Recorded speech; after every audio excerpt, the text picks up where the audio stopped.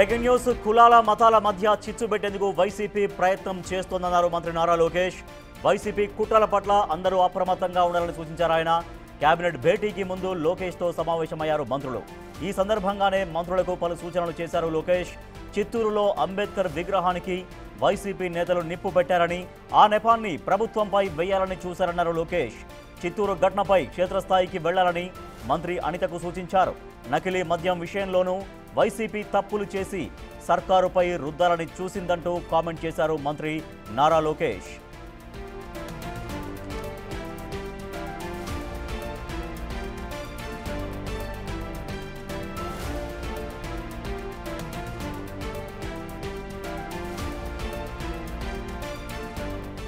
కుల మతాల మధ్య చిచ్చు పెట్టే ప్రయత్నం వైసీపీ చేస్తోంది అంటూ మంత్రి నారా లోకేష్ స్పష్టం చేశారు. ఈ మేరకు మంత్రివర్గ సమావేశానికంటే ముందు మంత్రులకు కొన్ని సూచనలు చేశారు. అనేక అంశాల్లో వైసీపీ తన తప్పుల్ని ప్రభుత్వంపైకి నెట్టివేస్తోంది కాబట్టి ప్రతి ఒక్కరు కూడా దీన్ని పూర్తి స్థాయిలో సత్యమేంటో ప్రజలకు తెలియజేసే విధంగా వ్యవహరించాలంటూ సూచించారు మంత్రి నారా లోకేష్.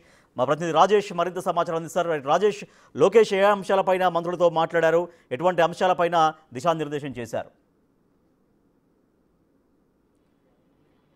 అంటే ప్రతి కేబినెట్ ముందు మంత్రి నారా లోకేష్ టీడీపీ మంత్రులకి బ్రేక్ఫాస్ట్ అరేంజ్ చేస్తారు. బ్రేక్ఫాస్ట్ సందర్భంగా వాళ్ళ మంత్రులకు సంబంధించినటువంటి వివరాలు, పార్టీకి సంబంధించిన అంశాలు కూడా మాట్లాడుతూ వస్తుంటారు. ఈ సందర్భంగా ఈ రోజు ఉదయం కేబినెట్ కి ముందు బ్రేక్ఫాస్ట్ సందర్భంగా మంత్రి లోకేష్ కొన్ని కీలక వ్యాఖ్యలు చేసినట్టు తెలుస్తుంది. అదేంటంటే వైసీపీ కులాలు మతాల మధ్య చిచ్చు పెట్టే ప్రయత్నం చేస్తుంది. ముఖ్యంగా అలాంటి వారి పట్ల మంత్రులందరూ అప్రమత్తంగా ఉండాలి. అలాంటి వ్యాఖ్యల్ని, అలాంటి తప్పుడు ప్రచారం తిప్పికొట్టే విధంగా అప్రమత్తంగా ఉండాలని మంత్రి లోకేష్ చెప్పారు. ఇది ఎందుకు చెప్పారంటే, చిత్తూరు జిల్లాలో అంబేద్కర్ స్టాచ్యూని పడగొట్టినటువంటి ఘటన ఒకటి జరిగింది.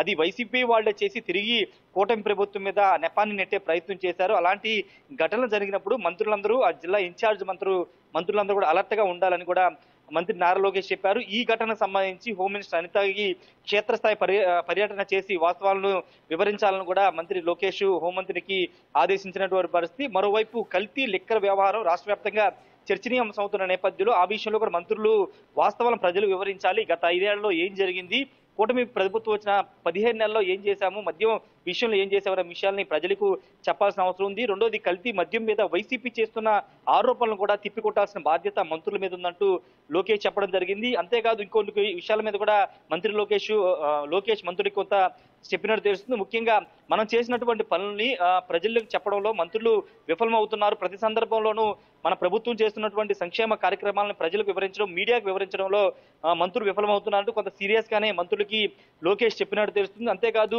స్థానికంగా ఉన్నటువంటి ఇన్ఛార్జ్ మంత్రులు కూడా అక్కడ ఉన్నటువంటి క్షేత్రస్థాయిలో పర్యటన వెళ్ళకపోవడం, అక్కడ కార్యక్రమాలు పెట్టుకుని పాల్గొనకపోవడం పట్ల కూడా లోకేష్ అసంతృప్తి వ్యక్తం చేసినట్టు తెలుస్తుంది.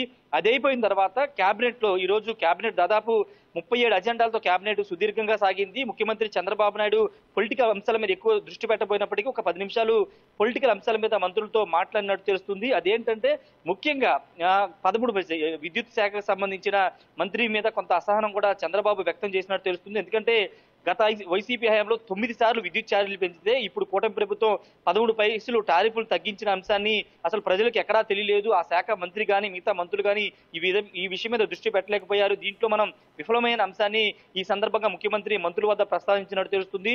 వాటితో పాటు ఈ జీఎస్టీ సంబంధించినటువంటి సంస్కరణలు, రాష్ట్ర ప్రభుత్వం తీసుకొస్తున్నటువంటి అవగాహన కార్యక్రమాలు కానీ, లేకపోతే మోడీ 16వ తారీఖు పర్యటిస్తున్నటువంటి విషయాన్ని కానీ ప్రజల్లోకి వెళ్ళట్లేదు అనే ఒక భావన ముఖ్యమంత్రి చెప్పినట్టు తెలుస్తుంది. దాదాపు జీఎస్టీ సంస్కరణలు తీసుకురావడం వల్ల, జీఎస్టీ తగ్గుదల వల్ల ఆంధ్రప్రదేశ్కి 8,000 కోట్లు నష్టం వచ్చినప్పటికీ ప్రజల కోసం దాన్ని వదులుకోవడానికి సిద్ధంగా ఉన్న ముఖ్యమంత్రి చాలా సందర్భాల్లో చెప్పినప్పటికీ మంత్రులు ఆ స్థాయిలో ప్రజల్లోకి అవగాహన తీసుకురావట్లేదనే ఒక అసంతృప్తి ముఖ్యమంత్రి వ్యక్తం చేసినట్టు తెలుస్తుంది. ఏదేమైనప్పటికీ ఈ రోజు జరిగినటువంటి కేబినెట్ సమావేశంలో ఎజెండా అంశాల తర్వాత ముఖ్యమంత్రి కొన్ని అంశాల మీద మాట్లాడారు. అదేవిధంగా కేబినెట్ ముందు లోకేష్ కూడా మంత్రులకి కొన్ని అంశాల మీద దిశానిర్దేశం చేసినట్టయితే తెలుస్తుంది. Right, thank you Rajesh. మంత్రి నారా లోకేష్ సహచర మంత్రులకు కొన్ని అంశాలపైన ఏ రకంగా స్పందించాలి, వైసీపీ కులాల మధ్య మతాల మధ్య చిచ్చులు పెడుతుంది, దాన్ని ఏ రకంగా తిప్పికొట్టాలి, ప్రజలకు వాస్తవాలు ఎట్లా చేరవేయాలనే అంశాలపైన కొంత దిశానిర్దేశం చేశారు మంత్రి నారా లోకేష్.